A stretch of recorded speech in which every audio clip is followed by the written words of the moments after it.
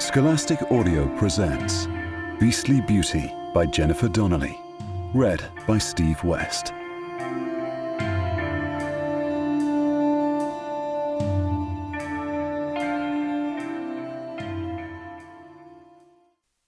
He wore a suit the color of midnight. A grey cravat, fastened with a jet stickpin, closed the neck of his shirt. His long white hair was gathered with a length of black ribbon. A pair of spectacles was perched at the end of his nose. Behind them, his eyes glittered like two dark stars. Looking into them, Beau had the strange, unsettling feeling that he'd met the man before, but he couldn't remember where or when. Miguel, too drunk to be afraid, swaggered up to the clock and pointed at the man. "Hey! Mr. Hey!" He snapped his fingers. "What are you doing up there, eh?" The man did not reply. Instead, he raised his arm in a stiff, jerky movement, then swiveled his torso toward the bell. Beau saw that he held a silver hammer in his hand, and that his pockets contained pliers, a pair of tin snips, a screwdriver. "Ha! He's a dummy!" Miguel exclaimed. Rodrigo snorted. "Takes one to know one." Beau had stolen enough valuable objects to know that an artisan would often sign his work in clever ways, adding his initials to a filigree on a necklace or carving his own face on a figure of a saint. But the man who'd made this clock had taken the conceit further. He'd signed his work by adding a life-sized figure of himself to it. Beau felt drawn toward the mysterious clockmaker.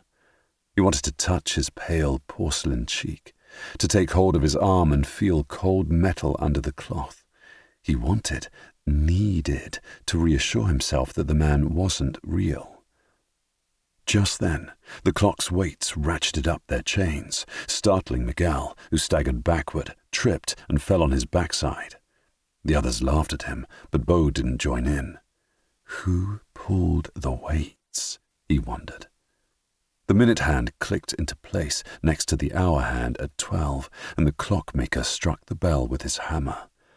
The chimes sounded like a warning to Beau, and as the last one faded, music began to play, a jangling, discordant fairground tune that filled every corner of the room. The arched track in front of the clock began to move. The doors on the clock's left side swung open with a creak, and a grinning jester in patched nightclothes and a jingling cap emerged from the clock, capering wildly. The bloom of color in his cheeks, the glimmer in his glass eyes, made him seem so alive. But then Beau saw that he, too, was just a clockwork figure, repeating the same movements. Behind the jester came a groom and a milkmaid, leaning in to share a kiss, then pulling apart. There was a scullery maid reaching for a sweet, and a kitchen boy cradling a big, tawny ham.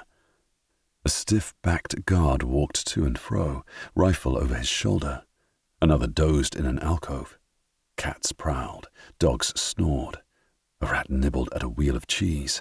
A lady in waiting mended a gown, her needle going in and out, in and out. A regally beautiful woman read by candlelight, her hands covered in rings, her silk dressing gown flowing around her legs. A handsome man dressed in a fur-lined robe played chess with his valet, moving his king into check and out again. As the figures proceeded along the track, the doors on the clock's right side opened. The jester led the court through them, and when the last one, a little page boy holding a chamber pot, had disappeared into the darkness, the music stopped, and the doors swung shut with a rush of air so soft and sad it sounded like a sigh. Beau stood staring at the closed doors, surprised to feel an ache in his heart, sudden and deep. The other thieves, ardent with greed, hooted and whistled. "Did you see that fur robe? It's mine, boys." "Keep it. I'm taking my lady's rings." "We'll take it all. Break down the doors," Raphael commanded. Two of the men grabbed a heavy chair and dragged it toward one pair of doors, ready to batter them open. They were all making so much noise, they didn't hear the throaty growling. Not at first. It seeped into the room like blood through water, moving sinuously beneath the raucous laughter. But then it grew deeper, winding itself around the thieves like a riptide. By the time they realized they were in danger, it was too late. Their laughter fell away. Their shouts died.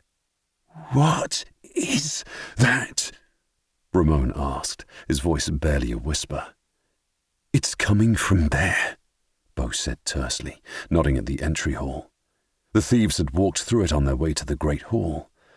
Only moments ago the room had been ablaze with light. Now it was shrouded in darkness. "Arm yourselves," Raphael commanded. The men scrambled for their weapons. There was a great sucking whoosh, and the fire went out. One by one, the candle flames died. Only the moon's pale rays, slanting in through high windows, illuminated the great hall now.